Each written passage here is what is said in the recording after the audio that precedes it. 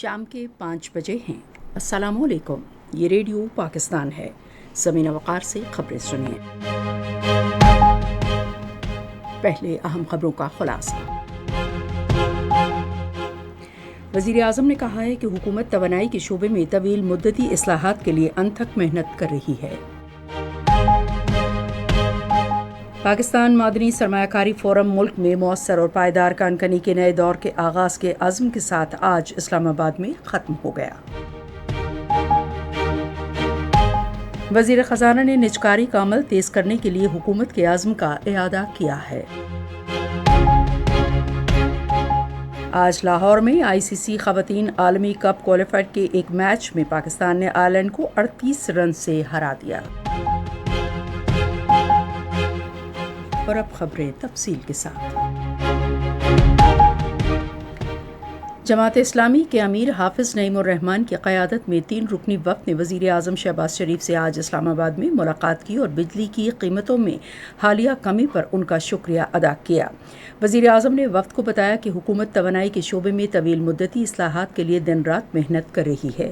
انہوں نے کہا کہ توانائی کے شعبے میں اصلاحات کا مقصد عام لوگوں کی زندگیوں میں آسانی پیدا کرنا ہے۔ شہباز شریف نے عوامی ریلیف کو ترجیح دینے کے مشن کو جاری رکھنے کے عزم کا اظہار کرتے ہوئے کہا کہ چیلنجز کے باوجود پاکستان ترقی کا سفر جاری رکھے گا۔ شہباز شریف اور حافظ نعیم الرحمان نے غزہ میں اسرائیل کی بلا اشتعال بمباری اور نہتے فلسطینیوں پر جاری ظلم و ستم پر عالمی برادری کی خاموشی پر تشویش کا اظہار کیا۔ وزیر اعظم نے غزہ کے نہتے فلسطینیوں پر جاری صہیونی ظلم و جبر کے خلاف ہر بین الاقوامی فورم پر آواز اٹھانے اور ان کی حمایت جاری رکھنے کے پاکستان کے عزم کا اعادہ کیا۔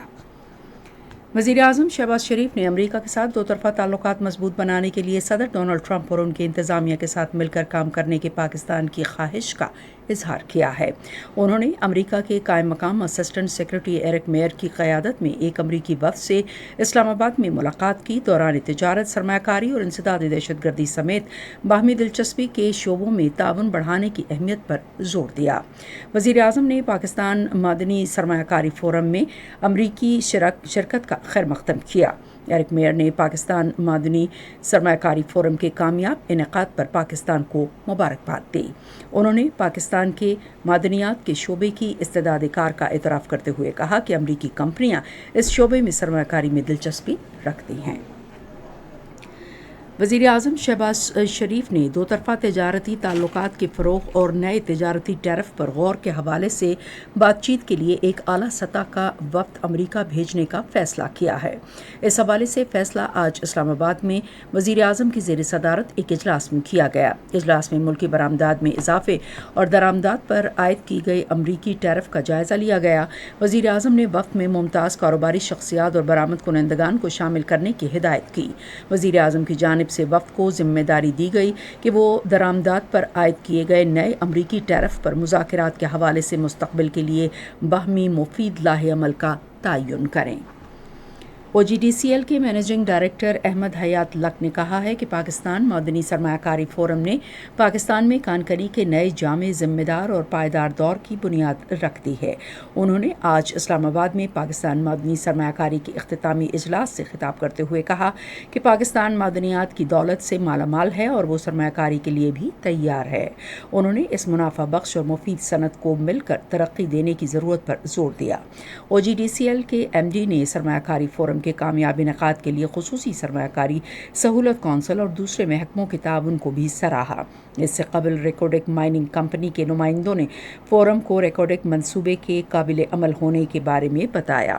انہوں نے کہا کہ ریکوڈک عالمی سطح پر تانبے اور سونے کے سب سے اہم منصوبوں میں شامل ہوگا۔ انہوں نے کہا کہ ریکوڈک سے تانبے اور سونے کی پیداوار اور 2028 میں شروع ہو جائے گی۔ انہوں نے ریکوڈک سے سونا اور تانبا نکالنے کے طریقہ کار اور اس مقصد کے لیے استعمال ہونے والے بنیادی ڈھانچے پر بھی روشنی ڈالی۔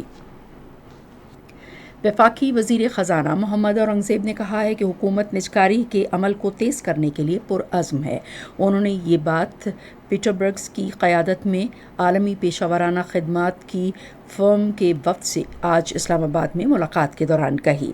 उन्होंने कहा कि 24 रियासती मिल्कियती इदारों को पहले ही निजकारी की फ़हरिस्त में डाला जा चुका है। वज़ीर ख़ज़ाना ने इस अज़्म का इआदा किया कि पाकिस्तान का विजन पाकिस्तान में तिजारत, सरमायाकारी और सयाहत को फ़रोग़ देने और इसे ख़ित्ते की बढ़ती हुई मुआशी राहदारी में तब्दील करना। पीटरबर्ग्स ने पाकिस्तान में सरमायाकारी के लिए एल्वारेज एंड मार्शल के मजबूत अज़्म का इजहार किया। गजा सिटी पर आज वहशियाना इसराइली हमलों में बच्चों समेत 26 फ़लस्तीनी शहीद हो गए। अक्टूबर 2023 से अब तक गजा पर इसराइली फ़ौज की जारहियत के नतीजे में 50,900 फ़लस्तीनी शहीद हो चुके हैं। आज लाहौर में ख़वातीन के आलमी कप क्रिकेट टूर्नामेंट के क्वालिफायर मुकाबलों के एक मैच में पाकिस्तान ने आयरलैंड को 38 रन से हरा दिया। पाकिस्तान ने पहले बैटिंग करते हुए 49 ओवर्स में 217 रन्स बनाए। जवाब में आयरलैंड की टीम 44 ओवर्स में 179 रन्स बनाकर आउट हो गई। इसी के साथ खबरें ख़त्म हुई। मज़ीद खबरों और तज्ज़ियों के लिए आइए हमारी वेबसाइट पर radio.gov.pk और फेसबुक के link radio Pakistan news official पर बराह रास्त वीडियो स्ट्रीमिंग भी मुलाहिज़ा कीजिए।